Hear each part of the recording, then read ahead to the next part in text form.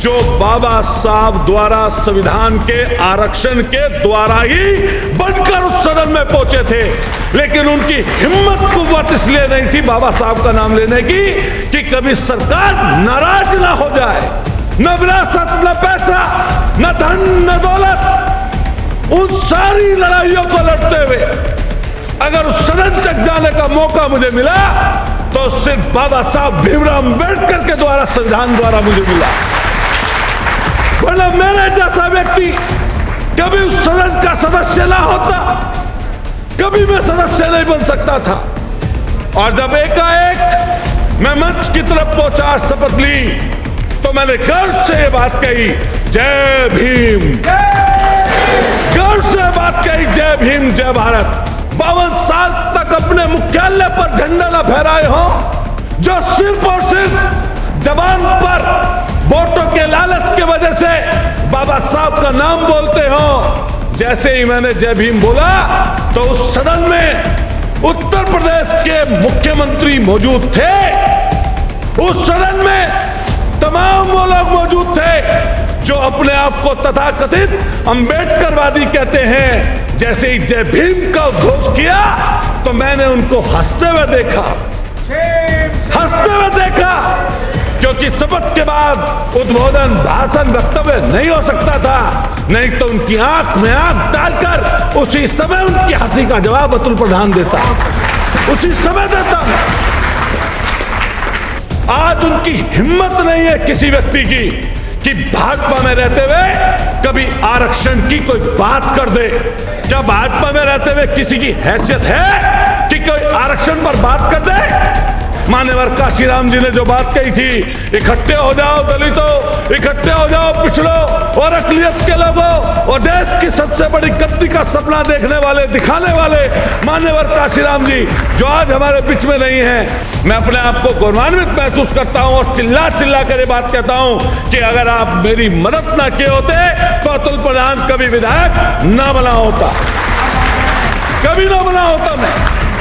हर जगह बोलता हूं,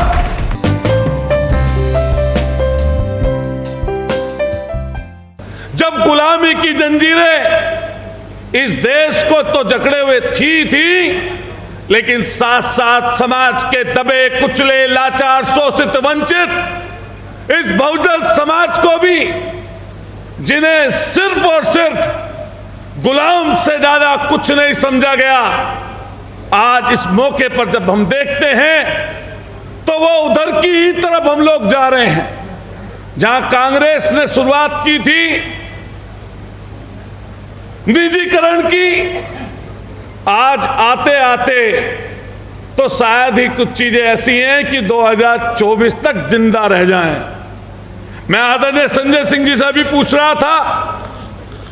कि अभी 1 या 2 दिन पहले जब सदन समाप्त हुआ तो 2020 इलेक्ट्रिसिटी बिल क्या है, पूरी बात नहीं सुन पाया क्योंकि मैंने कुछ जाना, उसमें समझा था जैसा कि 2020 इलेक्ट्रिसिटी बिल ये है कि बिजली को निजीकरण में देने का ये बिल है और साथ साथ जितने भी सार्वजनिक उपक्रम हैं धीरे धीरे उन्हें अपने दोस्तों के हाथों में सौंपने का इनका मन है। अभी जब आरपी सिंह जी बोल रहे थे कि अतुल ने जब शपथ ली तो बाबा साहब के नाम से शपथ ली। मैं अपने आप को गौरवान्वित उस समय समझ रहा था जिस समय सदन में जाने का आदरणीय संजय सिंह जी मौका मिला, लेकिन मैं इससे पहले भी मेरे सदन के बहुत सारे मौजूद लोग यहां पर उपस्थित हैं, गांव के प्रधान और लोग उपस्थित हैं। मैं 2012 में भी चुनाव लड़ा, 17 में भी चुनाव लड़ा और फिर 22 में मैं जीता और ऐसी शक्ति के खिलाफ जीता जहां पर उन लोगों ने सिर्फ हिंदू मुसलमान के अलावा कुछ पढ़ाया ही नहीं। जो लोग दंगे के सूत्रधार हो, जो लोग दंगे के सूत्रधार हो और जो दबे कुचले लाचार लोगों को लगातार कुचलते हो, लेकिन आज बहुजन समाज के लोग यहां पर बैठे हैं मैं अपने आप को गौरवान्वित महसूस करता हूं और चिल्ला चिल्ला कर ये बात कहता हूं कि अगर आप मेरी मदद ना किए होते तो अतुल प्रधान कभी विधायक ना बना होता, कभी ना बना होता। मैं हर जगह बोलता हूं, लेकिन जब मैं आरपी सिंह जी सदन में पहुंचा और सदन में जब देखा कि कोई 8 बार का जीता हुआ है, कोई 9 बार का जीता हुआ है, कोई इतना पैसे वाला है, कोई किसी तरह की विरासत वाला है और विरासत और कई चीजों से प्राप्त करके सदन तक पहुंचता है, मैंने अपने जीवन की तरफ भी झांक कर देखा और मन में जो भाव आया, मेरी कोई प्लानिंग नहीं थी। 187वें नंबर पर मैंने शपथ ली थी और मुझसे पहले तमाम जिलों के लोग शपथ ले चुके थे, जिनमें कई लोग ऐसे थे जो बाबा साहब द्वारा संविधान के आरक्षण के द्वारा ही बनकर उस सदन में पहुंचे थे, लेकिन उनकी हिम्मत कुव्वत इसलिए नहीं थी बाबा साहब का नाम लेने की कि कभी सरकार नाराज ना हो जाए। मैं जब देखता हूं सदन में और अपने जीवन के बारे में सोचता हूं, मां और बाप को बचपन में खोया, न विरासत, न पैसा, न धन, न दौलत, उन सारी लड़ाइयों को लड़ते हुए अगर उस सदन तक जाने का मौका मुझे मिला तो सिर्फ बाबा साहब भीमराव अम्बेडकर के द्वारा, संविधान द्वारा मुझे मिला, वरना मेरे जैसा व्यक्ति कभी उस सदन का सदस्य ना होता, कभी मैं सदस्य नहीं बन सकता था। और जब एकाएक मैं मंच की तरफ पहुंचा, शपथ ली, तो मैंने गर्व से ये बात कही, जय भीम, गर्व से बात कही, जय भीम, जय भारत। मैंने उस समय क्या देखता हूं, जो लोग 52 साल तक अपने मुख्यालय पर झंडा न फहराए हों, जो सिर्फ और सिर्फ जबान पर वोटों के लालच की वजह से बाबा साहब का नाम बोलते हो, जैसे ही मैंने जय भीम बोला तो उस सदन में उत्तर प्रदेश के मुख्यमंत्री मौजूद थे, उस सदन में तमाम वो लोग मौजूद थे जो अपने आप को तथाकथित अंबेडकरवादी कहते हैं। जैसे ही जय भीम का उद्घोष किया तो मैंने उनको हंसते हुए देखा, हंसते हुए देखा, क्योंकि शपथ के बाद उद्बोधन, भाषण, वक्तव्य नहीं हो सकता था, नहीं तो उनकी आंख में आंख डालकर उसी समय उनकी हंसी का जवाब अतुल प्रधान देता, उसी समय देता। मैं आज का समय देखते हैं हम और आप किधर की तरफ जा रहे हैं। मैं तो धन्यवाद देना चाहता हूं, साधुवाद देना चाहता हूं आदरणीय आरपी सिंह जी को और इस बैठी हुई जमात को, जो इस सरकार की आंखों में आंख डालकर समाज के दबे कुचले, लाचार, शोषित, वंचित और गरीब वर्ग की बातों को उठाने का काम कर रहे हैं। अधिकतर लोग तो डर गए हैं, सहम गए हैं, कहीं ईडी ना पहुंच जाए, कहीं इनकम टैक्स का अधिकारी रेड ना कर दे, कहीं आपके यहां अभी जैसा कि बोल के गए पूर्व सांसद जी, कहीं एनआईए ना पहुंच जाए, आतंकवादी घोषित ना कर दे। तो मैंने सदन में कई लोगों को देखा, जब बोला करते हैं आदरणीय संजय सिंह जी, कभी भी कोई व्यक्ति वक्तव्य देता है, कोई भाषण देता है, अगर डर जाएगा तो शब्द खा जाएगा, और अगर शब्द खा जाएगा तो चीजें पूरी नहीं बोल पाएगा। 2 चीजें बल्कि 3 चीजें, डर और लालच, किसी की जबान से निकले वाले शब्दों को रोक देते हैं। अगर डर जाता है व्यक्ति तो नहीं बोल पाता पूरी बात, और अगर लालच में आ जाए, अगर लालच हो जाए तब भी नहीं बोल पाता। आजकल अधिकतर लोग ऐसे ही हो गए हैं, ना बोल पाते, ना कह पाते, ना उस चीज को आगे लेकर जाना चाहते। मैं तो आरपी सिंह जी से कहूंगा, भाई मारे वालों का ज्यादा बुरा हाल हो रहा है इस मामले में, जो 2 बात कही है। और जितने लोग यहां पर बैठे हैं,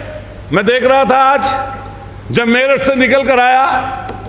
तो भाजपा के होर्डिंग पोस्टरों से शहर पटे रहते हैं आजकल, काफी माल है,